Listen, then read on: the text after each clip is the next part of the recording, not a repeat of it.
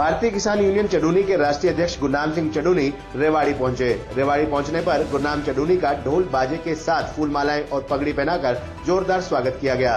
रेवाड़ी अनाज मंडी से चलकर ढोल बजाकर गर्मजोशी से स्वागत कर किसान भवन तक उन्हें लाया गया। अनाज मंडी स्थित किसान भवन में अहिरवाल क्षेत्र के किसानों का इतना सैलाब उमड़ा कि किसान भवन में पैर रखने तक की जगह नहीं बची। गुरनाम सिंह चडूनी रेवाड़ी में इतनी भीड़ देखकर काफी खुश नजर आए और इतनी गर्मजोशी से स्वागत करने पर बीकेयू की रेवाड़ी इकाई सहित सभी किसान भाइयों का उन्होंने आभार जताया। इस मौके पर मीडिया से बातचीत करते हुए उन्होंने कहा, या तो सरकार जो किसानों के भावांतर के बीमा के पैसे HSIDC 2024 का मुआवजा वे भावांतर के पैसे 15 दिन के अंदर किसानों को मिल जाने चाहिए, नहीं तो भारतीय किसान यूनियन चडूनी एक बहुत बड़ा संघर्ष करेगी।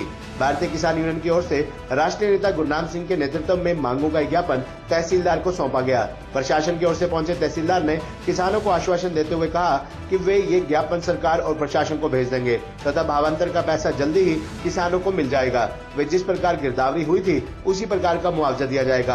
इस मौके पर किसान नेता गुरनाम सिंह चडूनी, जिला प्रधान समय सिंह प्रधान तथा लक्ष्मी बाई किसान ने कहा कि अगर मांगे पूरी नहीं हुई तो अब आर पार की लड़ाई होगी, क्योंकि पिछले वर्ष का कुछ किसानों को भावांतर का पैसा नहीं मिला और जिन गांवों में 100% ओलावृष्टि का नुकसान था उन गांवों में मुआवजा पूरा नहीं मिला, जिसको लेकर कई बार धरना प्रदर्शन आंदोलन कर ज्ञापन सौंपकर सरकार और प्रशासन को अवगत कराया जा चुका है, लेकिन अभी तक उनकी मांगे पूरी नहीं हुई है। किसान यूनियन ने चेतावनी देते हुए कहा कि अगर किसानों का पैसा नहीं मिला तो राष्ट्रीय अध्यक्ष बड़ा फैसला लेंगे और आंदोलन करेंगे। इस मौके पर किसान नेता जगदीश गुर्जर, वेद फोगाट, देशराज, राज सिंह ढिल्लो, रोशन लाल, शीश राम, कृष्ण सैनी, राजवीर प्रधान, सुभाष चंद्र, पुरुषोत्तम गोकलगढ़, OP यादव, सुरेंद्र सिंह, शीश राम, वेद बालावास, मुन्नी बुटपुर, नीलम, काजल कुमारी व अन्य किसान नेता बड़ी संख्या में किसानों के साथ मौजूद रहे। खबरनामा हरियाणा के लिए रेवाड़ी से राजेश शर्मा की रिपोर्ट।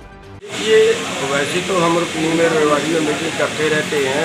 हमारा यहाँ पे संगठन है और समिति भी है, जो प्रधान है, बहन की है, ये प्रधान है यहाँ की।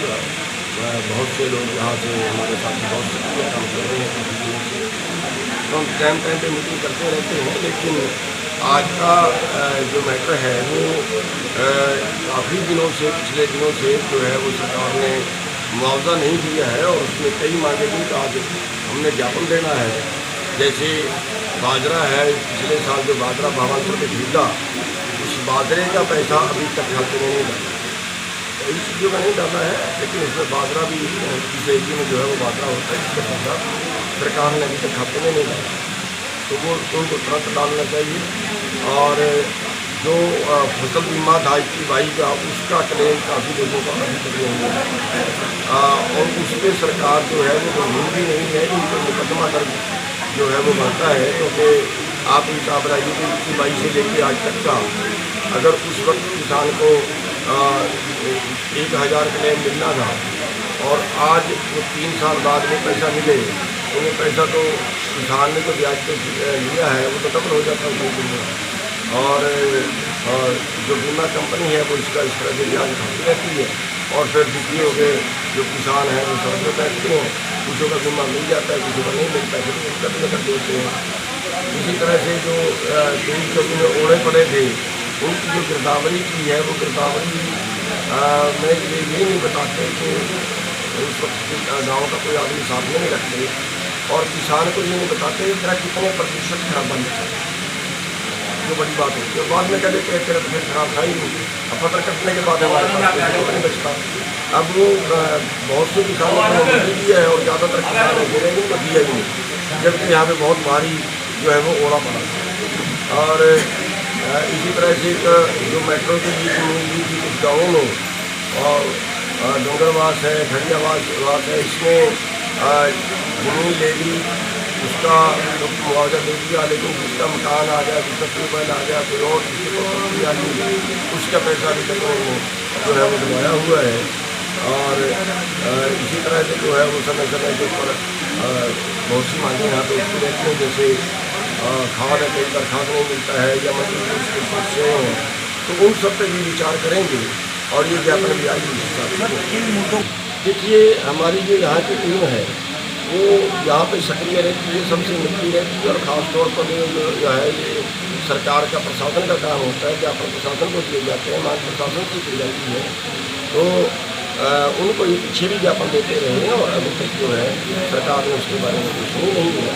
क्या प्रशासन की कोताही मानी जाए? प्रशासन की तो कोताही है ही, प्रशासन के ऊपर सरकार की भी कोताही है। प्रशासन का भी जब हमने ज्ञापन दे दी तो बात सरकार के पास चली गई ना। सरकार ने आगे उस पर क्या कार्रवाई की? मान लिया 3 साल का बीमा नहीं मिला तो उस पर प्रशासन भी कार्रवाई कर सकता है और सरकार भी कर सकती है, क्योंकि सरकार के चहेते लोग जो हैं वो कंपनियों को ठेके लेते हैं और फिर वो कार्रवाई नहीं करते। अगर आपकी बात क्या रहेगा?